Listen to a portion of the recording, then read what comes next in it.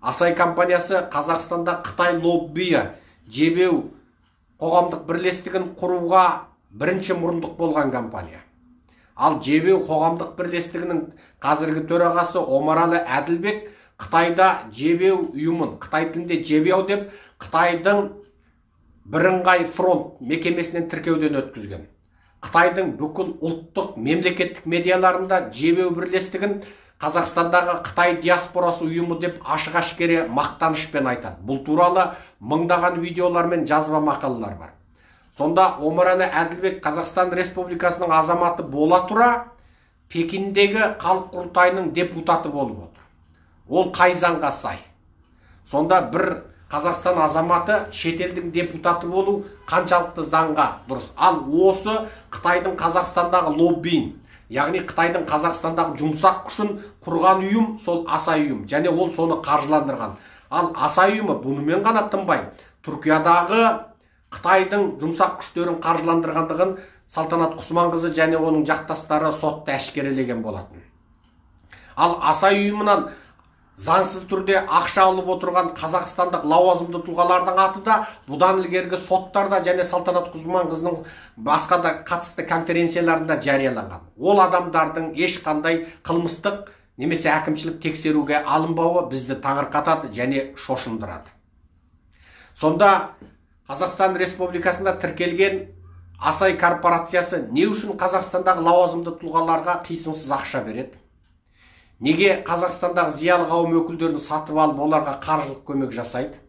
Неге Қазақстан азаматы болғанына қарамастан Қытайда тіркеуден өткен, яғни Қытайдың екінші деңгейдегі шпиондық ұйымы саналатын, Қытай тілінде Тунжанбу деп қаралатын, ал шетелде United Front деп аталатын, Единая фронт деп аталатын, Қытайдың шетелге бағытталған шпиондық жұмсақ күштерін қаржыландыратын, жылына бюджеттен 10 миллиард доллар бөлінгендігі неміс зерттемендері жағынан жарияланған сол Қытайдың United Front мекемесінен тіркеуден өткен жебеу қоғамдық қорын тіркеткен Асай корпорациясы неге тексерілмейді? Яғни Асай корпорациясы Қазақстандағы Қытай лоббиінің қалтасы. Асай корпорациясы Қазақстандағы барлық Қытай үшін жұмыс істейтіндерді ашық әшкере қаржыландыратын үлкен орталық.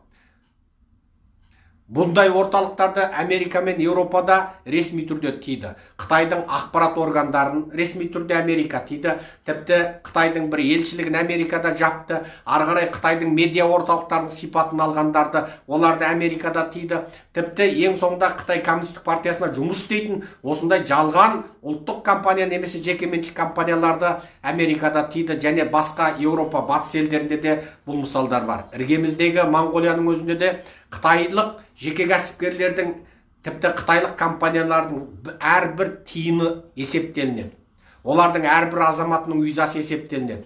Ал сонда кез келген Қытай келіп, Қазақстанда байып, миллиардтаған долларымызды алып, Қытайдың әлемге әйгілі қолдан жасалған коммунистік миллиардер клубтарының өкілі болып, ұлттық компанияларының техникаларын сататын Қазақстандағы бірден бір дистрибьютор өкілдері болып отырған осындай күшті тұлға, осындай экономикалық тұлға Қазақстанда енді соттарға ықпал етіп, прокурорларға ықпал етіп, мынау бір қазақтың қызын нақақ соттап, 8 жылға соттатып жіберіп, қайта шығарып алып, 5 жыл бойы әкімшілік қылмыстық іске алып, созып, оны ең соңғы тақыр таза қайыршы қылып, енді қазір Салтанат Құсманқызының басындағы ипотекамен алынған, әлі толық төленіп болмаған үйін тартып алуға дейін бара жатыр. Ал сонда бұл қазақ қоғамында бұл мәселе жабулы қала ма? Егер Салтанат Құсманқызының өлмеші болып отырған, күніне жаңағы уыс-уыстап дәрі ішіп отырған, қарашай қарананға қарап отырған, қайыршылық деңгейде жасап отырған кәрі шешесіне дейін үйден қуып шығып, ол үйді тартып алып, Салтанат Құсманқызын тағы соттап жібергенде қазақ халқы бұл істі жай елеусіз қалтырады деп отырсыздар ма? Бұл не деген бассыздық? Қаншама қылмыстар болғанына, соттарда, конференцияларда дәлелденгеніне қарамастан, жазбаша түрде тапсырылғанына қарамастан, Асай компаниясы туралы бірде-бір тексерулердің болмауы бұл нені білдіреді? Ендеше сөзімді қорытындылаймын. Бұл мәселеге жоғарыда аталған лауазымды мекемелер және лауазымды тұлғалар жіті назар аударсын. Салтанат Құсманқызының сотталып кетуі Қытай экспансиясының орталық Азияда, Қытайдың экономикалық, финанстық, саяси экспансиясының орталық Азияда, әсіресе Қазақстанда жеңіске жеткендігінің белгісі болып саналады.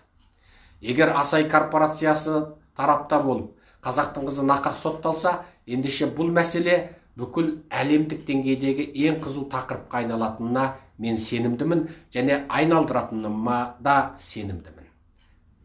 Мен Қазақстанның бейбіт тыныш болғанын қалаймын. Мен қазақ халқының ұлттық арнамыздың тапталмағанын қалаймын. Мен қазақ халқының тыныш, бақытты, баяшатты, бейғам, дау-дамайсыз өмір сүргенін қалаймын. Ендеше біздің қоғамымыздағы бүлікке себеп болатын, біздің қоғамдағы орнықтылықты бүлдіретін Қытай Халық Республикасының азаматы, Қытайдың қызы Чан Уэйдің жаласына сіздер тиісті назар аударады деп ойлаймын.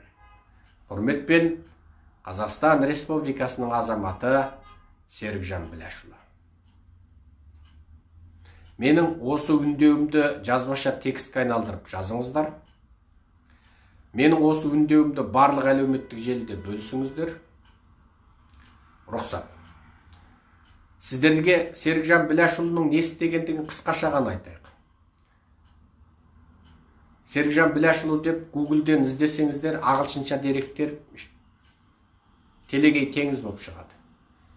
Серікжан Біләшұлы Қытайдың Шыңжаңдағы, Шығыс Түркістандағы қазақтарға және қазақтарды қамтыған барлық этникалық азшылықтарға жасаған қорлық зорлығын әлемге әшкерелеуші, Атажұрт ұйымын құрушы және бүкіл Қытайдың концлагері туралы 95%-дан артық фактіні Біріккен ұлттар ұйымына, Еуропарламентке және тұтас адамзат қауымдастығына жеткізуші, бүкіл батыс қауымдастығын, бүкіл Американы, бүкіл халықаралық ұйымдарды аттанысқа келтіріп, Қытайға санкция салдырушы, алдыңғы күні ғана әлемге әйгілі New York Times газетінде жазылуынша, Қытайдың Шыңжаңдағы адамдарды мәжбүрлі түрде құлдық еңбекке жегуінен Америка билігі ресми түрде Қытайға санкция салып отыр. Тек қана мақта өнімі менен помидор өнімдеріне салған тиымнан Қытайдың жылына шегетін зияны 200 миллиард доллардан асады.